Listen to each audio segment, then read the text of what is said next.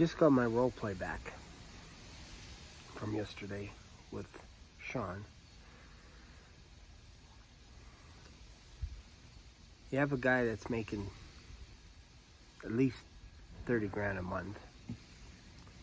And I've role played with another guy that makes probably over 100 grand a month.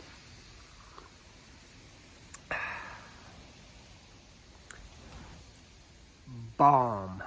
Boom. Maybe that's why people gravitate towards this, because it was brutal. My role play. I just watched it. I couldn't even finish it. It was disgusting. It's like, I'm watching it, it's like, it's terrible. How could a guy fall so far? It's just, man. So, here's where I'm at right now, mentally. This is tough, man. This is tough to role play and to actually have a chance at something, at greatness and stuff, and then you just trip and fall all over yourself. It's like, I remember when I first started going to jiu-jitsu, never forget this guy. His name was Greg. And we showed up. We're at a gun range. We had to clean up all the pellets, all the lead and all that crap, and clear it out and then roll out the mats. We'd have to do that all the time and then clean it up so that people can start shooting at the range the next day or whatever. So anyways, there's probably a handful of us. And we showed up, we're kicking each other in the kneecaps and stuff and just dislocating knees and that. We didn't know how to kick or punch or anything. So it was just full on. We saw Gracie fighting, so we decided to start a club and all this kind of stuff. And I remember this one guy showed up, and his name, like I said, his name is Greg. Pretty good shape. This guy could break fall anywhere. He could literally jump up in the air, do a somersault, and land on the pavement and not get hurt. Like, this guy is a freak of nature. Probably about 200 pounds, 6'1", 6'2", about my height. I'm about 6'1", 6 1/4. And I remember we used to roll around and stuff, and we would punch. We'd punch too. We didn't have gloves or anything, but you just couldn't punch anywhere here on the nose or the teeth, obviously.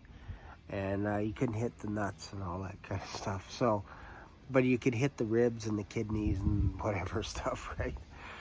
So we're rolling around, punching and whatever kind of stuff, and we would teach each other little punches that you could just be annoying. If somebody's got a death lock on you, you can start, hammering on him. Eventually he'll let go. Anyways, this Greg guy, he only wanted a specific type of tap.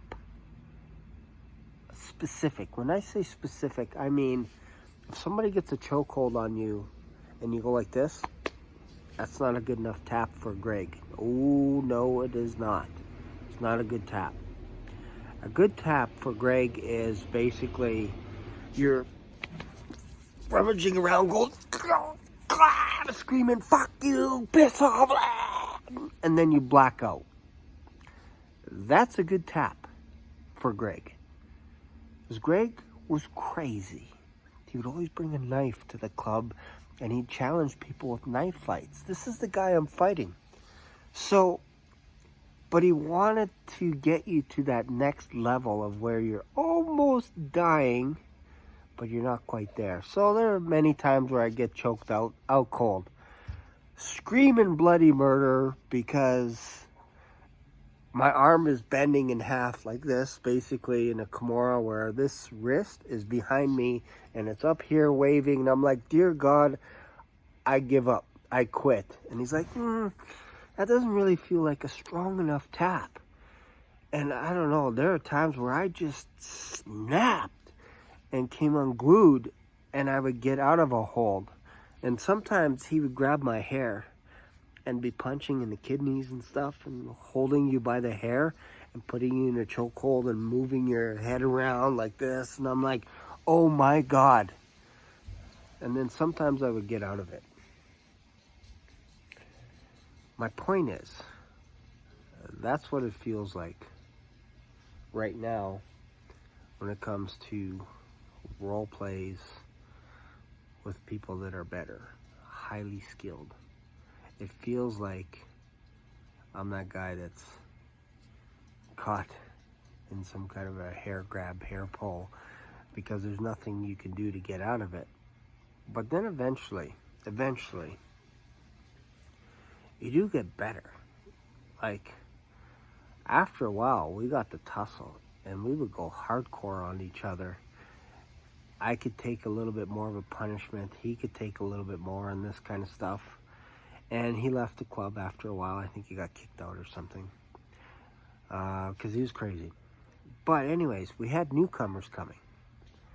And I would start to do the same thing. Not as bad as him. But I'd be like, you know what? That didn't feel like a good enough tap. Not good enough.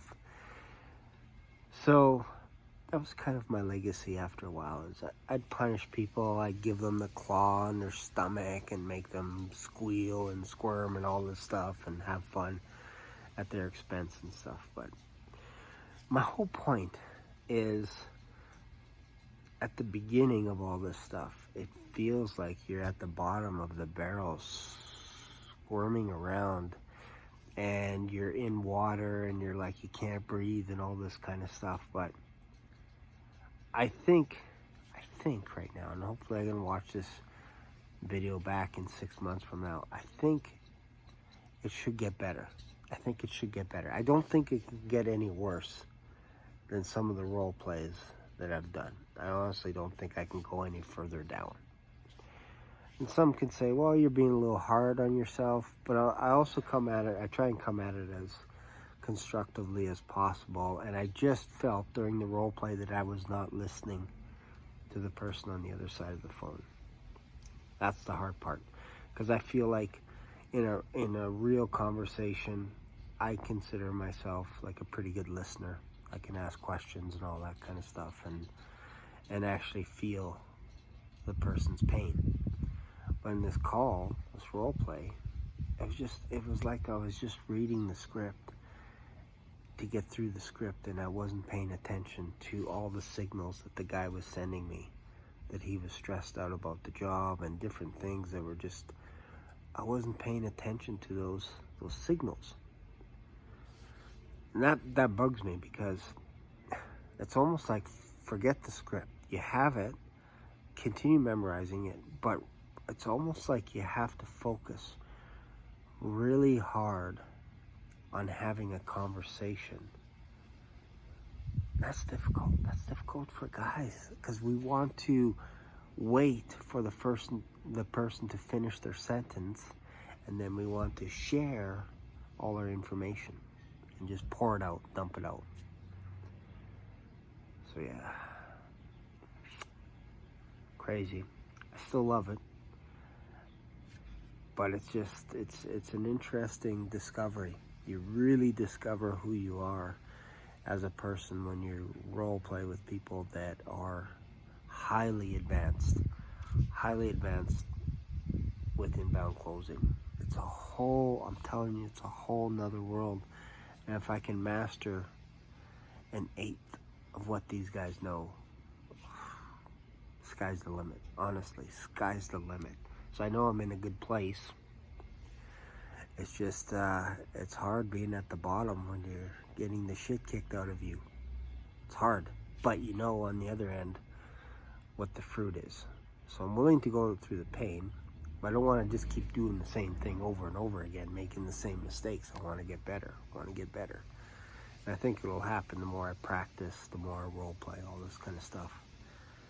But man, eye-opener. If you want to be an inbound closer, man, this is the channel to be at. You can follow my videos, follow what I'm doing. Don't do exactly as I do, but you can learn from some of my mistakes as well. And if you could be a really good listener at the beginning and master your tonality, the script will come as well, and get familiar with the script.